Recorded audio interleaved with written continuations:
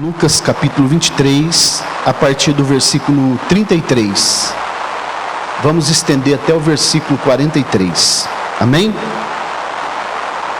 Glória a Deus. Vou deixar todo mundo achar, para a gente acompanhar a palavra do Senhor. Diz assim a santa, bendita e eterna palavra de Deus. E quando eles chegaram ao lugar que é chamado Calvário, ali o crucificaram, e aos malfeitores, um à direita e outro à esquerda. Então disse Jesus: Pai, perdoa-lhes, porque eles não sabem o que fazem. E repartindo as suas vestes, lançaram a sorte. E o povo ficou parado, e olhando, e também os governantes o ridicularizavam, dizendo: Ele salvou aos outros, salve a si mesmo, se és o Cristo, o escolhido de Deus. E também os soldados zombavam dele, chegando-se a ele, ofereceram-lhe vinagre, e dizendo: Se tu és o rei dos judeus, salva-te a ti mesmo. E também havia uma inscrição escrita acima dele em letras de grego e latim e hebraico: Este é o rei dos judeus. E um dos malfeitores que estavam pendurado, enfurecido, dizia: Se tu és o Cristo, salva-te a ti mesmo e a nós. Mas o outro respondendo repreendia-o, dizendo: Tu nem mesmo temes a Deus, estando na mesma condenação? Porque nós em verdade padecemos justamente, pois nós recebemos a devida recompensa dos nossos atos. Mas este homem nada fez de errado. E ele disse a Jesus: Senhor, lembra-te de mim quando tu vieres em teu reino. E disse-lhe Jesus: Verdadeiramente eu te digo, neste dia tu estarás comigo no paraíso. Podemos dizer amém? Glória a Deus. Muito bem, irmãos. Mais uma passagem muito conhecida da Bíblia. E queremos nessa noite trazer a memória aqui, deixar as crianças ir para a escolinha, né? Glória a Deus. Vamos deixar eles irem para a escolinha, para a gente refletir aqui naquilo que Deus tem para nós. Observe comigo o texto que nós acabamos de ler. Quero trazer a memória aqui desse texto, que nesse dia aqui, Jerusalém estava em festa. E não era uma festa comum, era a principal festa dos judeus, que eles chamam Pessa, e nós aqui chamamos de Páscoa. Eles estavam ali prontos para participarem da Páscoa. E de repente, uma notícia bombástica. O que aconteceu com o maior mestre de todos, que eles chamavam Rabi, que é um mestre, o mestre da Galileia, que realizou tantos milagres, tantas coisas, ele agora está preso. A notícia cai como uma bomba naquele cenário que nós podemos imaginar, visualizar um pouco assim, se a gente começar a pensar. E de repente Jesus é conduzido a Pilatos. Os irmãos conhecem a história. Pilatos, que era o governador daquele local ali, subordinado ao imperador de Roma, quando ele olha para Jesus, já de começo assim, ele percebe que Jesus era inocente. Não obstante Pilatos ser um homem sanguinário, mas no coração dele, alguma coisa diz para ele que aquele mestre, aquele rabino da Galileia, não tinha culpa. Então Pilatos, como político que era, né, nós conhecemos bem os políticos, ele tenta fazer um arranjo. Ele manda Jesus para Herodes, que era outro político. E Herodes também não tinha o que fazer com Jesus, até porque Jesus não conversava com Herodes. Se você acompanhar o texto, a narrativa bíblica, você vai perceber que nenhuma vez Jesus respondeu ou dirigiu uma palavra para Herodes. Herodes então devolve Jesus para Pilatos. Jesus havia passado a noite toda sendo julgado à revelia por falsas testemunhas que haviam sido compradas para mentir. E agora, quando ele está diante de Pilatos de novo, Pilatos vai fazer uma última cartada. Ele chama a multidão, como era costume na Páscoa, libertar um prisioneiro, pelo o próprio propósito da Páscoa, pela ocasião da Páscoa, ele tenta fazer uma barganha entre um criminoso chamado Barrabás, que por incrível que pareça também se chamava Jesus, né? Esse nome era muito comum nos dias. E ele tenta trocar, pensando que a multidão, irmã Roberta, fosse escolher Jesus ao invés de Barrabás. Mas eles não fizeram isso. E eles foram mais além. Eles disseram: nós queremos que o sangue inocente dele caia sobre nós e sobre os nossos filhos. Olha o que já tem acontecido com a nação de Israel no decorrer da história, depois disso. Então Pilatos agora ele está sem saída. E ele então, como um político muito hábil, muito sagaz, ele pega uma bacia de água e ele usa um princípio que está na lei dos judeus, lá na Torá, e ele lava suas mãos, tentando dizer que era inocente, porque a própria mulher de Pilatos já havia admoestado ele, entrado lá na reunião, no lugar onde Jesus estava. Isso não era comum, uma mulher não tinha acesso, e ela disse para ele: não te envolvas com esse justo, porque esta noite muitos sofri em sonho por sua causa. Então Pilatos agora ele está totalmente perturbado, até porque Jesus já havia falado para ele: se tu conhecesses a verdade que Pilatos conhecia era o sistema romano, que ele percebeu que era uma grande mentira. Então ele ficou perturbado, ele não entendeu, e ele perguntou: o que é a verdade para Jesus? E Jesus outra vez se cala. Então, covardemente, Pilatos faz a vontade do povo. Até hoje ainda continuam trocando Jesus por Barrabás, né? Por muita coisa aí. E ele entrega Jesus para ser crucificado, sabendo ele que Jesus era inocente. Jesus então vai fazer uma trajetória, sendo açoitado, cuspido, pisoteado, de aproximadamente 800 metros. Eles tiram Jesus para fora da cidade murada e levam ele até um monte chamado Gólgota, ou caveira, porque é o formato de um crânio humano, Calvário. E ali eles crucificam Jesus, no meio de dois salteadores. Um é crucificado à direita, outro crucificado à esquerda de Jesus. Eles crucificam ele ali, e nesse momento, eu estou fazendo aqui uma introdução para os irmãos entenderem bem o que o Senhor tem para falar conosco aqui nessa noite. Quem tem ouvidos para ouvir, ouça. Nesse momento, quando aqueles dois ladrões que viveram à margem da lei durante toda a sua vida são crucificados, está ali o retrato da humanidade e do que iria acontecer durante toda a história da humanidade. O que significa isso, pastor Mauro? Por que Jesus é crucificado ao meio? Por que Jesus está no meio? Por que ele não foi colocado na direita e nem na esquerda? Porque Jesus é o centro de todas as coisas. Jesus é o centro da Bíblia. A Bíblia é cristocêntrica. Jesus é a pessoa do centro, do meio das três pessoas da divindade. Jesus sempre estava no meio das multidões. Ele aparece no meio das 7 igrejas lá no livro do Apocalipse. Jesus é o Senhor de tudo, e nesse momento está representado por esses dois salteadores. Jesus no meio como Salvador, o divisor de águas, e os dois salteadores, a humanidade, aqueles que vão, um grupo que vai receber e aceitar Jesus e querer a salvação, e um grupo que vai ser condenado para sempre.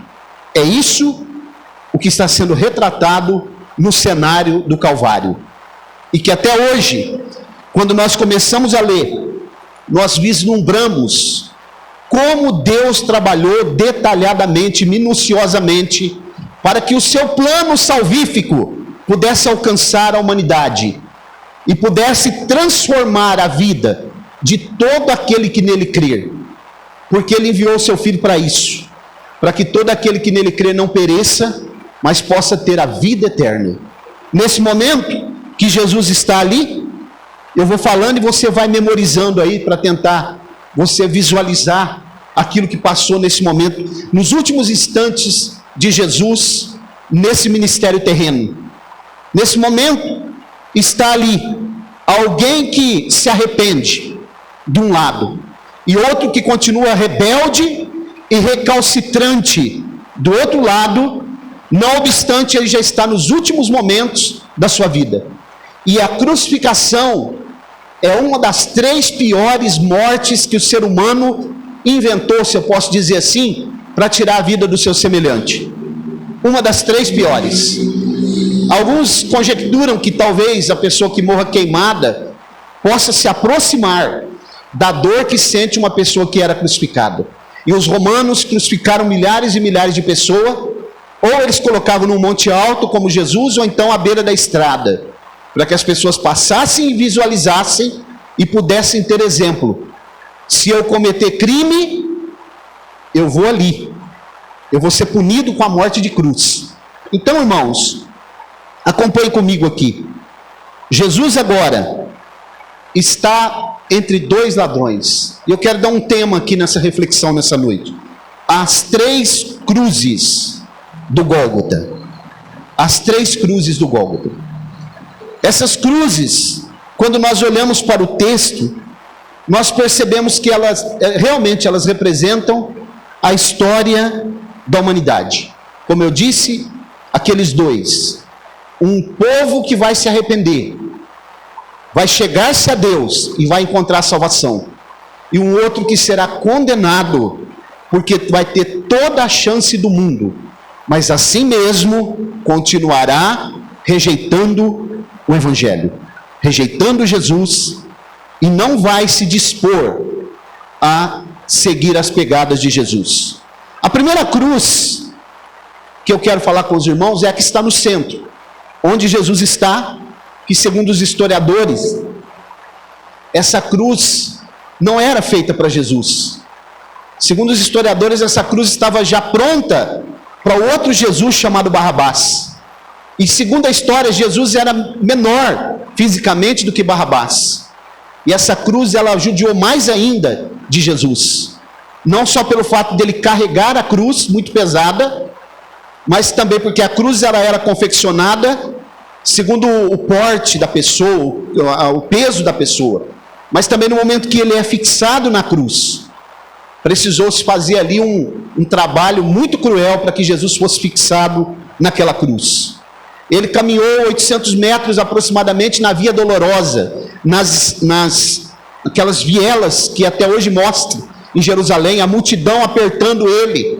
E o profeta Isaías, ele diz assim: o castigo que nos traz a paz estava sobre ele, e pelas suas pisaduras nós fomos sarados. E o historiador Flávio Joséfo, que não era cristão, e também não era judeu, era romano, ele narra essa questão. Ele é um historiador, e ele diz que na medida que Jesus ia caminhando pela Via Dolorosa, e ele caía, e o sangue ia jorrando, que as pessoas que estavam enfermas, e que iam pisando naquele sangue de Jesus que caía, elas eram curadas imediatamente pelo poder que havia no sangue, a virtude que havia no sangue de Jesus. E o profeta Isaías diz: pelas suas pisaduras nós fomos sarados. Então observe, Jesus está ali agora, naquela cruz do centro está o Rei dos Reis, o Senhor dos Senhores, o Criador do mundo, o Senhor que domina todas as coisas, que poderia descer daquela cruz como muitos queriam, e que quando Pedro, antes dele ser preso, antes dele ser julgado,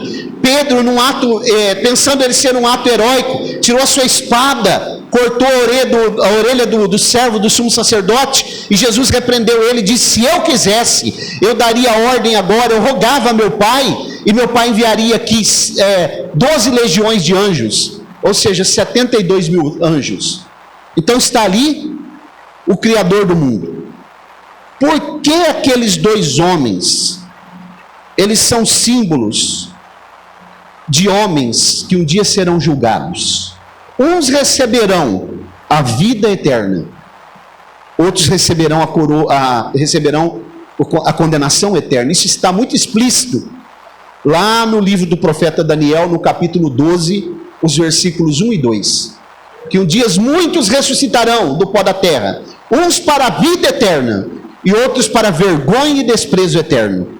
Essa palavra é inerrante, que eu acredito nela, estou pregando aquilo que eu acredito. Vocês nunca me ouvirão pregar uma coisa que eu não acredito. Eu prego nessa palavra porque eu acredito nela. Então, irmãos, essa cruz do meio está Jesus, o Salvador. Não porque ele tinha pecado, mas porque ele se fez pecado por nós. Não porque ele era um criminoso, mas porque o Pai, a Bíblia diz que o Pai alegrou-se não, o Pai resolveu, né? Eu vou usar uma palavra bem simples.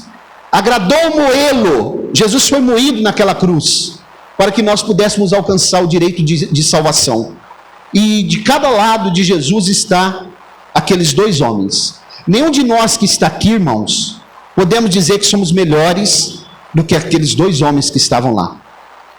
Nenhum de nós. Mas pastor Mauro, eu não sou criminoso, mas o mesmo pecado original herdado por aqueles dois salteadores, que sempre viveram na vida de crime até então, o mesmo pecado que se abateu sobre eles, a Bíblia diz em Romanos 3, capítulo 1, 2 e 3, o apóstolo Paulo diz que todos pecaram, todos foram destituídos da glória de Deus, todos estavam distantes de Deus e precisavam de um Salvador. Por isso Jesus vem e ele é colocado naquela cruz do meio. Naquele momento, o castigo que nos traz a paz estava sobre ele. A justiça de Deus se abateu sobre ele, para que ele pudesse se aplacar da sua ira e pudesse dar a chance ao homem de encontrar a salvação. É por isso que hoje, nós estamos aqui nessa noite. Hoje é uma noite especial. É uma noite de esperança. É uma noite oportuna. A porta da salvação está aberta. Você está no lugar certo. Você está ouvindo a palavra de Deus. Aqui não é filosofia. Aqui não é história de Chapeuzinho Vermelho. Aqui não é contos de fada. Aqui não é folclore. Aqui é a palavra de Deus, verídica, a veracidade das Escrituras, a bússola do ser humano que norteia o caminho do homem. Aqui está a carta magna, única regra de fé da igreja. Aqui está a esperança, a direção para o homem, para que ele possa caminhar certo e alcançar a eternidade com Deus. Quem tem ouvidos para ouvir, ouça. Ninguém, irmãos, pode, nenhum de nós, pode salvar-se a si mesmo. Por isso Jesus está na cruz do centro. Ninguém de nós pode se salvar. Nenhum arranjo religioso, nenhuma obra nossa que nós podemos fazer, nenhum conceito moral que nós tenhamos pode nos conduzir à salvação. Só há uma esperança, Jesus. Só há uma direção, Jesus. Só há um Salvador, Jesus. Só há um libertador, alguém que redime o nosso pecado, alguém que pagou o preço por mim e por você, Jesus. O seu nome é o nome sobre todo nome, e a Bíblia diz, o apóstolo Paulo diz que Deus lhe deu um nome tão excelente, de sobremaneira, o exaltou soberanamente, que lhe deu um nome que é sobre todo nome, e um dia todo joelho se dobrará e confessará que Jesus Cristo é o Senhor. Você tem essa oportunidade hoje. A cruz do meio está Jesus. Glória a Deus. A outra cruz da esquerda, não obstante ser um criminoso, que estava à esquerda, não obstante ele estar sendo condenado e os seus momentos estar se findando, para alguém falar que estava crucificado, ele precisava colocar todo o peso do seu corpo nos pés, porque a posição que a pessoa era crucificada, segundo os estudiosos, era uma posição que trazia muita falta de ar, porque o peso da própria pessoa ia sufocando, esmagando os pulmões que estavam, as costas da pessoa estavam na cruz. Então ele precisava inclinar-se um pouco para frente e colocar o pé sobre todo o seu peso sobre os cravos nos pés. Isso era uma dor terrível. Jesus fez 7 exclamações quando ele estava na cruz. E esse homem, nesse momento, esse homem que estava à esquerda de Jesus, que nós não sabemos o nome dele, nem a tradição dá o nome dele. O da direita a tradição chama de Dimas. Esse da esquerda não aparece o nome, porque ele se perdeu na eternidade. Então observe, nesse momento, observe o versículo 39 comigo. Diz assim: e um dos malfeitores que estavam pendurados, enfurecido, dizia: se és o Cristo, salva-te a ti mesmo e a nós. É interessante que quando a gente vai ler a narrativa de Mateus, Mateus diz que os dois estavam, no momento, criticando, estavam murmurando contra Jesus, os dois. Mas nesse momento aqui nós estamos falando de um só, que estava à esquerda. E nós vamos ver o que levou o outro, que também murmurou, a se arrepender e depois pedir misericórdia. Então, irmãos, o que esse homem está fazendo à esquerda? Não existe coisa pior, irmãos, do que alguém ouvir, ver Jesus e a si mesmo rejeitá-lo. Você percebeu que esse homem está fazendo uma oração, irmã Roberta? Olha o versículo 39. E um dos malfeitores que estavam pendurados, enfurecido, dizia, ele está rogando agora, olha a oração que ele está fazendo: se tu és o Cristo, salva-te a ti mesmo e a nós. Ele está orando, enfurecido. Isso que ele está pedindo aqui é terrível. O que esse homem está pedindo aqui, esse homem, irmãos, ele está na última volta dos ponteiros da sua existência, mas a si mesmo ele vai rejeitar Jesus. Nós não sabemos se daqui 5 minutos nós vamos estar vivos. Os irmãos perceberam, viram o que aconteceu com o prefeito de São Paulo? Mesmo com todo o recurso, com toda a suntuosidade, com tratamento de primeira, ele não conseguiu salvar a sua vida. E agora fica aquela pergunta que nós não sabemos, porque não temos um aferidor: aonde o Bruno Covas passará a eternidade? Esse homem aqui, ele está diante do Salvador, a esperança está diante dele. Nos últimos momentos da sua vida ainda há uma esperança, ainda há uma esperança enquanto há vida, há esperança, mas ele vai rejeitar. E o pior de tudo, nessa oração errada que ele faz, ele está pedindo uma coisa muito terrível. Talvez nós estamos fazendo o mesmo. Quem sabe alguém aqui, um de nós, talvez, mesmo sabendo que Jesus é o Salvador, mesmo vendo o testemunho de alguém na família, mesmo sabendo que Jesus é o Senhor e preservou a nossa vida, talvez nós ainda ficamos em dúvida: será? Será que eu quero? Será que eu vou tomar a decisão? Será que eu vou servir a Ele? Como o Danilo disse aqui, não é só vir à igreja, é necessário tomar uma decisão. A Bíblia diz que nesse momento, ele está perto de Jesus, ele está vendo Jesus, mas ele ainda está rejeitando. Talvez, irmãos, nessa noite tem alguém aqui que possa ter tido muitos cuidados da generosa benevolência de Jesus, mas a si mesmo continua recalcitrante, ainda com o coração fechado. Isso é muito sério. Pode ser a última oportunidade hoje, pode ser a última, porque nós não sabemos o que vai acontecer daqui a pouco. Viver uma vida dissoluta e sem arrependimento. Na verdade, irmãos, o que esse homem queria aqui é que a salvação da alma dele acontecesse do jeito dele, da maneira dele, do jeito que ele quisesse. Mas isso não acontece, porque Deus não pode ser manipulado. O que esse homem pediu aqui era um absurdo. A salvação que ele queria não passava pelo Calvário. Se Jesus tivesse descido daquela cruz e salvado a ele mesmo e aquele homem como ele queria, do jeito dele, todos nós estaríamos perdidos, porque não há salvação se Jesus não houvesse derramado o seu sangue naquela cruz, e naquele momento ele queria que Jesus fizesse isso. Não é do nosso jeito. Um dia eu fui visitar uma mulher aqui em Colina. Eu já dei esse testemunho aqui. Foi a minha filha, Paola, que pediu para eu visitar ela. E eu fui lá. Quando eu cheguei lá, comecei a conversar com aquela mulher. Sabe o que ela disse para mim? Eu quero servir a Deus, mas eu quero que Deus traga o meu marido de volta, porque o marido tinha abandonado ela.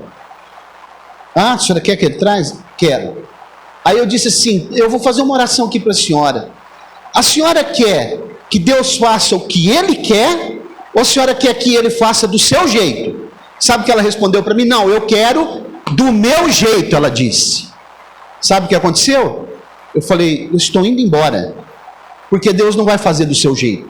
E realmente Deus não fez. Sabe o que aconteceu? Naquela mesma semana, ela ateou fogo no carro do marido dela. Deu um problema seríssimo e o marido não voltou para ela. Irmãos, Deus é Senhor, nós é que somos servos. Deus é soberano, nós somos pequenos. Deus é grande, Deus tem tudo, nós não temos nada. Deus sabe tudo e nós não sabemos nada. Esse homem quer fazer do jeito dele. Não é assim. O pedido desse homem é insensato, porque ele queria mudar o plano da salvação. Isso não pode ser feito. Jamais pode ser feito. Se Jesus tivesse descido daquela cruz, nós desceríamos ao inferno, porque nós perderíamos a salvação. Não era da maneira dele. A ira de Deus seria derramada sobre nós, ao invés de ser derramada sobre Jesus, porque ele se colocou no nosso lugar. Muitos querem ser salvos assim hoje, do jeito dele. Não há possibilidade. Jesus fez o mais difícil. Ele deu a sua vida lá. Uma morte terrível. Nós temos que fazer a nossa parte agora. Muitos querem ser salvos através de religião, atributos religiosos, caridade. Não vamos conseguir ser salvos assim. Tudo isso é muito bom. Religião, caridade, é bíblico, mas não é a maneira de ser salvo. A única maneira de ser salvo é o Evangelho, as boas novas, Jesus Cristo. Não há salvação sem um Salvador, não há libertação sem um libertador, não há remissão sem um remidor, não há justificação sem aquele que nos justifica. A criatura só se realiza no seu Criador. Essa cruz que está à esquerda, tem uma pessoa que está vivendo agora os seus últimos momentos. Ele poderia dizer: Senhor, eu quero o teu reino, mas ele não fez isso. Hoje é uma noite oportuna, porque o futuro não nos pertence. Não há um hino antigo que diz: meu amigo, hoje tu tens a escolha, vida ou morte, qual vais aceitar? Amanhã pode ser muito tarde. Hoje Cristo te quer libertar. É um hino bem antigo. A terceira cruz está à direita de Jesus. Essa cruz representa aquele que se arrepende. O arrependimento, a aceitação do Evangelho. Como eu disse para os irmãos, quando a gente olha a narrativa de Mateus, a gente percebe que os dois estavam blasfemando a princípio. Não era só esse que estava à esquerda, mas alguma coisa tocou nesse homem e fez com que ele despertasse. Ele, mesmo na dor da cruz, e eles vão passar aí numa dor muito mais terrível depois, porque era sábado, quando amanheceu o dia era sábado, e as cruzes não podiam ficar lá, os corpos não ficavam na cruz pelo dia de sábado, porque os judeus não aceitavam. Então o que eles faziam? Se a pessoa não morresse de um dia para o outro, eles quebravam as pernas, e aí a pessoa, isso é chamado crurifrágio, aí a pessoa caía, as pernas cediam, e a pessoa morria quase que instantaneamente, sufocados pelo seu próprio peso. Quando eles foram quebrar as pernas desses dois, no outro dia, eles estavam vivos ainda, na sexta-feira já à tarde, para não amanhecer a cruz no sábado. Quando eles foram quebrar as pernas de Jesus, Jesus já tinha morrido, para se cumprir o que o profeta Isaías havia vaticinado: nenhum dos seus ossos se quebrariam. Então esses homens sofreram terrivelmente. Mas esse que estava à direita, que também no relato de Mateus blasfemaram, o que mudou nesse homem, no ladrão da direita? Mesmo que o texto de Lucas não seja explícito, mas a gente percebe que quando Jesus começa a fazer algumas exclamações, principalmente quando ele diz assim, o texto que nós lemos aqui: Pai, perdoa-lhes, porque eles não sabem o que fazem. Quando aquele homem percebeu que Jesus estava falando isso, dos romanos, dos judeus, daqueles que estavam martirizando ele percebeu que Jesus não era um homem comum. Naquele momento ele percebe que ele estava diante de alguém que poderia proporcionar a ele aquilo que ele não encontrou durante a sua vida dissoluta de crimes e à margem da lei. Naquele momento ele percebe que a esperança e a vida está diante dele. Naquele momento ele percebe que o Salvador está diante dele. E naquele momento ele percebe que Jesus não era daqui. Então ele diz assim: Senhor, lembra-te de mim quando entrares no teu reino. Irmãos, esse homem está falando uma coisa que eu já reli muitas vezes isso daqui. Como que esse homem poderia falar de reino de Deus? Ele percebeu que Jesus era um rei de outro reino, mas isso aqui é uma revelação, porque ele está falando do milênio, quando vieres o teu reino. Ele está pensando que Jesus poderia conduzi-lo ao reino só quando o milênio fosse estabelecido, e Jesus vai dizer para ele: é agora, não é ainda quando vier o reino físico. Hoje, nesse dia, estarás comigo no paraíso. Hoje eu dizia para a irmã Roberta: como será, embora a Bíblia nos dê muitas pistas, mas como será do outro lado, o momento que nós chegamos lá do outro lado, como esse homem, o Bruno Covas e muitos que morreram, como será do outro lado quando chega lá? A Bíblia diz que para o salvo, os anjos vão encontrar com ele, para ele atravessar um lugar que é chamado Vale da Sombra da Morte, enquanto que as pessoas que morrem sem Jesus são conduzidas aos verdugos e são carrascos. Esse homem percebeu, observando Jesus na cruz. Eu te pergunto nessa noite: você tem observado Jesus, a sua palavra, o que nós temos falado aqui, a leitura bíblica? A leitura bíblica. Os irmãos acham mesmo que eu estaria em Colina, aqui, irmãos, em Colina, ainda, se não fosse o Evangelho? Eu poderia estar numa grande cidade, eu poderia estar em outro lugar. Eu estou aqui porque eu creio nessa palavra, e eu acredito que Deus tem um propósito para essa cidade. Eu acredito que Deus tem um propósito para essa igreja, para esse bairro, para a sua vida, para você que vem aqui. Eu acredito que Deus fará grandes coisas na sua vida, mas você precisa tomar uma decisão. Hoje é noite de decisão. Jesus é o Salvador. Glória a Deus. Não há mérito em nós, irmãos. Não há mérito em nós. Nenhum de nós aqui pode nos salvar. Nenhum de nós aqui somos merecedores de nada, porque nós erramos a todo momento. A cada momento nós estamos errando. Nós já levantamos às vezes pela manhã e já começamos a errar. Mas Jesus é a esperança. Mais errado do que esses homens, nós podemos dizer. Mas como eu disse, nenhum de nós é melhor do que eles. Nós podemos não fazer atos igual ao deles, mas nós somos alcançados pelo pecado que pairou sobre os nossos pais lá, sobre Adão. Estou terminando já. Observe comigo o versículo 40. Olha o que a Bíblia diz. Mas o outro, ele agora toma uma decisão. O outro continuou recalcitrante. Mas o outro respondeu, repreendia-o dizendo: tu nem mesmo temes a Deus estando na mesma condenação? Você vai morrer. Porque nós, em verdade, padecemos justamente. Percebeu, né? Pois nós recebemos a devida, eles receberam pena de morte, a devida recompensa dos nossos atos. Mas este homem nada fez de errado. E ele disse a Jesus: Senhor, lembra-te de mim quando tu vieres em teu reino. Era melhor do que ele pensava. Jesus tem algo melhor para você do que você pensa. É mais, como foi cantado aqui, muito mais, muito além do que pensamos ou pedimos, como Paulo escreve aos Filipenses. Muito além daquilo que nós pensamos. Jesus tem algo mais excelente. Jesus tem algo melhor para nós, para a sua família, para a sua casa. Deus não quer que nós apenas levantamos pela manhã e vivemos a nossa rotina. Deus tem um propósito maior. Deus tem algo maior. Nós não caímos de paraquedas.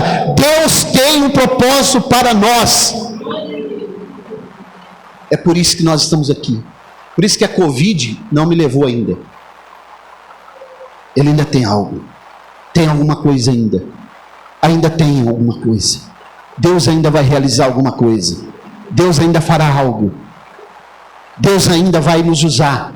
Deus ainda trabalhará através da nossa vida. Deus ainda salvará outras pessoas através da nossa pregação. Deus ainda transformará alguém através de mim e de você. Deus ainda salvará alguém da tua família. Quem disse para aquele homem que Jesus tinha reino, hein? Quem foi que disse isso para ele? Que Jesus tinha reino. Nós precisamos reconhecer, irmãos, qual é o nosso lugar. Nós fazemos parte do grupo que vai se arrepender e vai seguir as pegadas de Jesus, ou estamos no outro grupo? Não há opção de um terceiro caminho. Só esses dois. Porta estreita, porta larga. Caminho estreito, caminho largo. Quero concluir. Nós podemos, irmãos, preste atenção no que eu vou dizer, ainda usando como referência, como metáfora, o prefeito de São Paulo. Nós podemos ter muitas glórias que esse mundo aqui pode nos oferecer. Podemos ter, né? Carreiras brilhantes, pessoas que nascem em valados, em lugares esquecidos e chegam lá no topo. Pode acontecer. Pode ser até como Bill Gates, né, o homem mais rico do mundo. Parece que agora ele foi ultrapassado por alguém. Entretanto, se nós não encontrarmos a vida eterna, nós estamos com a motivação errada.